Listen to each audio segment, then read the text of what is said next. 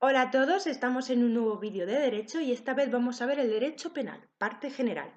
Bien, empecemos con los conceptos básicos. El derecho penal, desde un punto de vista formal, es un sector del ordenamiento jurídico constituido por un conjunto de disposiciones legales que asocian delitos a ciertas consecuencias jurídicas.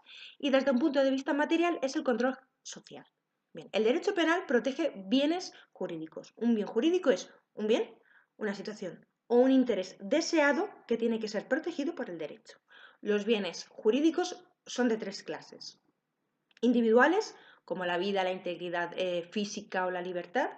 Los colectivos, como la salud pública o la seguridad. Y los supraindividuales, como la administración de justicia. El bien jurídico es fundamento y límite del derecho penal. Bien, concepto de delito. El delito, desde un punto de vista material, es una conducta que lesiona o pone en peligro un bien jurídico y constituye una grave infracción de las normas ético-sociales. Y desde un punto de vista formal, son delitos las acciones u omisiones dolosas o imprudentes penadas por la ley. Esto es lo que dice el artículo 10 del Código Penal. Entonces, un delito es una acción o una omisión de una conducta típica, antijurídica, culpable y punible. Las consecuencias del delito son de dos tipos: las penas y las medidas de seguridad y reinserción social. Las penas están dirigidas a la retribución y a la prevención, ¿vale? Y pueden ser de tres tipos: privativas de libertad, privativas de otros derechos y pecuniarias, o sea, una multa, por ejemplo. Las medidas de seguridad y reinserción social se fundamentan en la peligrosidad criminal, ¿vale? Tienen carácter postdelictual. Su fin es el de la prevención especial, ¿vale? Puede ser complementaria o no a una pena, o sea, se puede poner una medida de seguridad, a lo mejor junto a la pena de prisión o después de la pena, depende, ¿vale? Y duran pues en función de la peligrosidad criminal del delincuente. Y lo mismo, pueden ser privativas de libertad, como puede ser un internamiento, o no privativa, como puede ser un tratamiento ambulatorio. Esto lo veremos más adelante, ¿vale? Bien, delimitación del derecho penal. Simplemente decir pues que hoy en día ya no hay faltas, solamente hay delitos, delitos leves, graves y menos graves, ¿vale? Esto es después de la Ley Orgánica 1/2015. Bien, las fuentes del derecho penal son la ley, que deberá ser una ley orgánica cuando se trate de delitos cuyo bien jurídico protegido sea un derecho fundamental.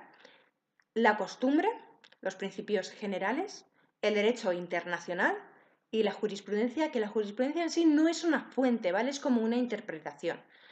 Bien, el derecho penal se rige por el principio de legalidad, es decir, nullum crimen, nulla poena sine previa lege.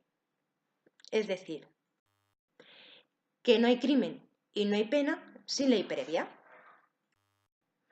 Para aplicar el derecho penal puede utilizarse una interpretación extensiva, es decir, una norma se aplica a un hecho aunque no esté expresamente incluido, aunque sí lo está su espíritu o voluntad, ¿vale? Suena así un poco tal, pero bueno. O por analogía, es decir, aplicar una norma a un hecho que no está recogido expresamente, ni siquiera en su espíritu o voluntad, ¿vale? Puede ser desfavorable, in malam partem, esta está prohibida porque es contraria al principio de legalidad, o favorable, in bonam parte, que como no es contraria al principio de legalidad, sí se puede aplicar. Vale, una ley penal, ¿vale?, es eficaz desde su entrada en vigor hasta su derogación o hasta que es declarada inconstitucional. Los momentos antes de la entrada en vigor, pues ya lo sabemos, ¿no? Aprobación parlamentaria del proyecto, proposición de ley, promulgación por el jefe de Estado, publicación, un periodo de vacatio legis, que normalmente son 20 días, y luego ya entra en vigor. Vale.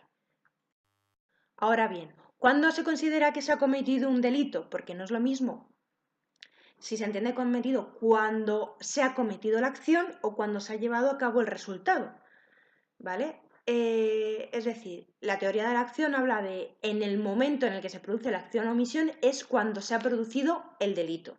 Y eso es el camino que sigue nuestro Código Penal. La teoría del resultado dice que es cuando se consuma el delito, es cuando se entiende pues, que se ha realizado. Bien, las leyes penales desfavorables al reo son irretroactivas, ¿vale? Su fundamento está en la seguridad jurídica. Y las leyes penales favorables son retroactivas. Bien, porque se fundamenta en la justicia y en la coherencia del ordenamiento jurídico. Es decir, si una pena está castigada con 5 años de prisión y después se bajan a 3 años, a mí me van a imponer esos 3 años, no los 5, ¿vale? Bien, la retroactividad puede ser después del hecho, antes de que llegue la sentencia, ¿vale? Tras la sentencia firme, mientras se está cumpliendo la condena, o incluso después de cumplir la condena, ¿vale? Que es que el delito, por ejemplo, sea despenalizado, entonces ya no computa como reincidencia. Es decir, yo cometo un delito, ¿vale? Me van a sentenciar y antes de la sentencia bajan la pena, pues eso, de 5 a 3 años. A mí me tienen que condenar con 3 años, ¿vale? Incluso cuando estoy cumpliendo la condena, llevo 2 años cumplidos, ¿vale? De los 5, que eran originalmente, como lo han bajado a 3, ahora solo me queda un año.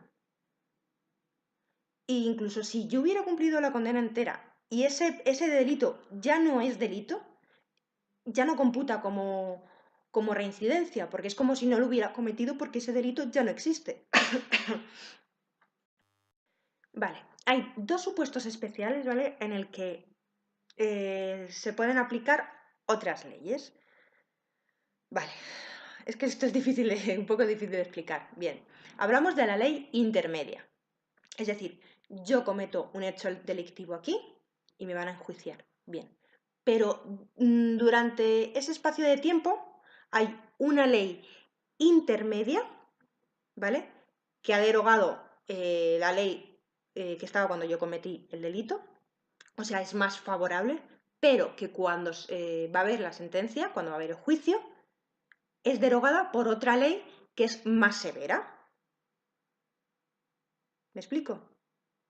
Es decir, yo primero puedo ser condenado a prisión por 5 años, aparece una ley que dice que no, que ahora son 3, y luego aparece otra ley durante el juicio que dice que van a ser 10 años. Entonces, a mí me van a enjuiciar por la más favorable, es decir, la ley intermedia, aunque no es ni la que estaba cuando yo cometí el delito, ni la que estaba cuando se dictó la sentencia. ¿Por qué? Porque es la más favorable a mí, al reo. Y el otro supuesto especial es cuando hay una ley temporal. Una ley temporal se va a aplicar siempre, aunque sea más desfavorable, ¿vale? Porque son, por ejemplo, cuando hay una situación de excepción, de alarma, de sitio, se aplica esa ley, que normalmente es temporal, ¿vale? O sea, yo cometo un hecho delictivo durante esa ley temporal,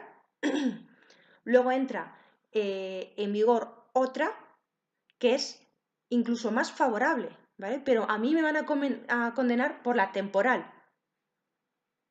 Espero que haya quedado más o menos claro. Con respecto a la ley penal en el espacio, diremos que la ley penal está limitada en el espacio. O sea, las leyes españolas se supone que son solo para el territorio español.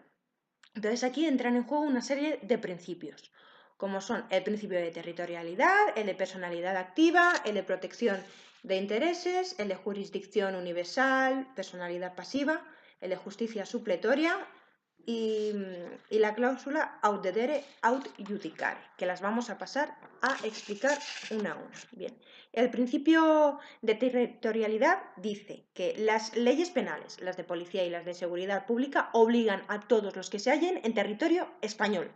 Ya está. Ay. También entran en juego los que se cometan en buques o aeronaves españoles. ¿Vale? Recordemos que el Código Penal sigue la teoría de la actividad y es que el delito se entiende cometido donde se realiza la acción u omisión. Vale, el principio de personalidad activa dice que la ley española puede aplicarse a delitos cometidos por ciudadanos españoles en el extranjero. Es decir, a mí me van a aplicar el Código Penal español aunque yo cometa un delito en Alemania, por ejemplo. Los requisitos son que los hechos estén previstos en las leyes españolas como delito, que los responsables sean españoles, que el hecho sea punible también en el lugar de ejecución, ¿vale? Que el agraviado o el Ministerio Fiscal interponga querella y que el delincuente no haya sido absuelto, ni indultado, ni penado en el otro país. Vale. El principio de protección de intereses dice que la ley española se extiende a delitos aunque se cometan en el extranjero y con independencia de la nacionalidad del autor. El fundamento es la protección de intereses del Estado. Este